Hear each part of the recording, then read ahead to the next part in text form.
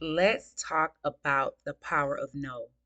When you are determining your triggers for stress, when you're evaluating how stress makes you feel physically and mentally, it's also important to talk about the power of no. Sometimes we can overcommit. We can say yes to things because we like to do it, because we've already made the obligation, because people are expecting us to do this thing or the other. And sometimes having that great level of responsibility can add a stress, right? And again, we talked about in the previous video the importance between positive and negative. And so taking on responsibilities is a great a thing to attain for, to aspire to. But in doing that, sometimes we can overextend ourselves, and that overextension can lead us to stress. So when you think about a holiday coming up, and if you're the person that usually prepares the majority of the meal, delegating that responsibility can help you with your stress, can help you with the trigger.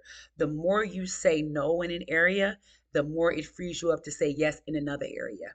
If I know that baking is not my strong suit and I would rather prepare the protein for the meal, I want to go ahead and reach out to a family member to make the pie, or I want to buy a pie that's already prepared so that I can spend my time and place my attention in something that I really want to do, right? Sometimes the stress comes from doing things that we just don't want to do. And yes, in life as adults, there will be things that we have to do that may not be things that we necessarily want to do, but we have to do them.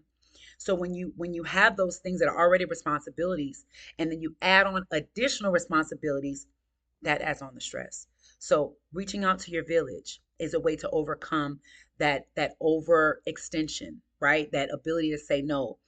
Reaching out to your community, delegating responsibility, asking for help, right? Not feeling like you have to take on all of the responsibilities for yourself can be a huge critical factor in managing your stress and lowering your risk of type 2 diabetes. No is a complete sentence, and no is a not a bad word. No is not a bad word.